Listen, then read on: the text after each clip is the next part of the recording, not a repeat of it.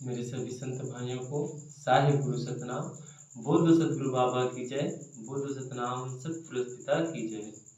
हे संतों, आज हम गुरु बालक दास के बारे में जानेंगे और समझेंगे कि गुरु बालक दास जी ने मानव समाज को किस प्रकार से सत का संदेश और सत्यवाणी सदवचन दिए। बाबा गुरु बालक दास, राजा गुरु परिधानी गुरु बालक दास जी ने मानव समाज को 9 प्रकार से उद्देश्य दिया। बाबा जी ने मानव समाज को 9 प्रकार का उपदेश दिया और मानव समाज को समझने और सीखने का और सत्य की राह में चलने का एक मार्ग बताया। जिस प्रकार बाबा गुरु घासीदास ने 42 प्रकार के वाणी बताए और 7 दिव्य संदेश दिए, ठीक उसी प्रकार गुरु बालक दास ने अपने पिता के वाणी और उनके उपदेश को रखकर वह भी 9 प्रकार के उपदेश मानव समाज को दे रहे हैं और बता रहे हैं और सत्य मार्ग में चलने के लिए सभी को प्रेरित कर रहे हैं। हे संतों, आज हम इसी के बारे में चर्चा करेंगे और जानेंगे कि बाबा जी ने मानव समाज को किस प्रकार से और क्या उपदेश देकर मानव समाज को समझाने का और बताने का प्रयास किया है कि मानव किस प्रकार से अंधविश्वास में पड़कर और सत्य से बहुत दूर चले गए हैं। मानव यह मानकर चल रहे हैं कि जो राह पे वे चल रहे हैं वही सत्य है, वही सही है। इसी को परम पूज्य बाबा गुरु घासीदास और गुरु बालक दास और जहाँ जहाँ भी जितने भी संत हुए वे सभी लोग मानव को यही ज्ञान, यही सत्य का संदेश देने के लिए सदा प्रेरित रहे कि मानव सदा सत्य की राह में रहेंगे और सत्कर्म करें। आइए इसी के ऊपर प्रकाश डालते हैं कि बाबा गुरु बालक दास ने क्या उपदेश दिया और मानव समाज को किस प्रकार से सत्य को उपदेश देते हुए क्या समझाने का प्रयास किया है। बाबा जी ने अपने प्रथम उपदेश में कहा है कि अपने गलती को स्वीकार करो और उसे सुधारने का प्रयास करो। बाबा ने कहा कि अपनी गलती को स्वीकार करो। अगर आपसे गलती हो जाता है तो उस गलती को स्वीकार करो कि ठीक है और उसे सुधारने का प्रयास करो कि आगे चलकर वह गलती दोबारा ना हो। बाबा जी ने अपने दूसरे उपदेश में कहा है कि भीख मत मांगो। आपके पास बल है, शक्ति है, विवेक है, ज्ञान है, बुद्धि है, तो आप उसका उपयोग करो ना। आप भीख मांग कर क्यों खा रहे हो? आप भीख मांगना आपके लिए तो शर्म की बात है कि आपके पास बल होते हुए, ज्ञान होते हुए, विवेक होते हुए आप भीख मांग रहे हो। बाबा जी ने तीसरे उपदेश में कहा है कि समय में अपना कार्य पूर्ण करो। समय में जो आप समय बांधते हो उस समय में अपना कार्य पूर्ण करो।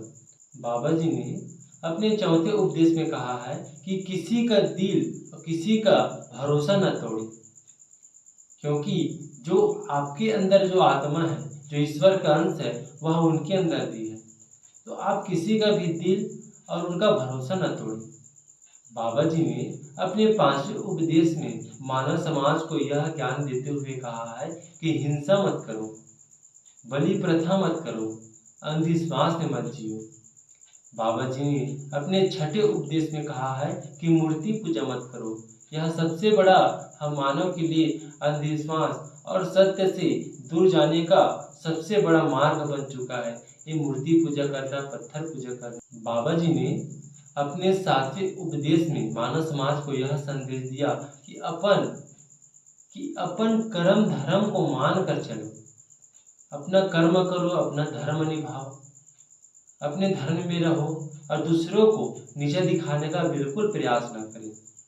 बाबा जी ने अपने 8वें उपदेश में कहा है कि आप अपने चरित्र को शुद्ध रखो, आप अपने चरित्र को चरित्रवान रखो आप, क्योंकि मानव का चरित्र ही मानव की आदत, स्वभाव और मानव के कर्तव्य और धर्म को तय करता है। बाबा जी ने अपने 9वें उपदेश में मानव समाज को यह ज्ञान दिया कि अगर आप जीना चाहते हो तो मरने के लिए भी तत्पर रहो। बाबा जी ने कहा अगर आप जीना चाहते हो तो मरने के लिए भी तत्पर रहो। सिर्फ जीना नहीं है, अगर आप जी रहे हो तो उसके लिए मरना भी एक आपके लिए सत्य है। उस सत्य को जानो, उस सत्य को पहचानो। लेकिन यहाँ मानव मृत्यु को तो जानता है कि मेरा मृत्यु एक दिन होना निश्चित है, यह एक शेड्यूल है कि उससे एक दिन मरना जरूरी है, निश्चित है। फिर भी मानव आज अंधकार और अहंकार के कारण, धन के लोभ, स्त्री लोभ, यहाँ माया के 84 प्रकार के फांदे में फंसकर जानते हैं मानव कि गुटखा शराब खाने से पीने से उनके शरीर में नुकसान होगा, उसे बहुत बड़ा नुकसान हो सकता है, उसका शरीर खराब हो सकता है। फिर भी मानव उसे ग्रहण कर रहा है। जो आप गुटखा खाते हो, उस गुटके में भी यह लिखाया रहता है कि यह स्वास्थ्य के लिए हानिकारक है, इसका सेवन न करें। हम जानकर भी अनजान बनते हैं। इसी को बाबा जी ने कहा, इसी को गुरु जी ने कहा कि नशा पान न करो, सत्य की राह में चलो, आप विवेकशील हो, आप जानवर की तरह ना करें। जानवर भी, अगर आप जानवर को किसी गंदे चीज का अगर कुछ दे देते हो तो जानवर उसे सूंघ कर उसे नहीं खाता, क्योंकि वह गंदा है। लेकिन हम मानव उसे जानकर वह चीज गंदा है, फिर भी उसे ग्रहण कर उसे अपने अंदर लेते हैं और उसे खाते हैं।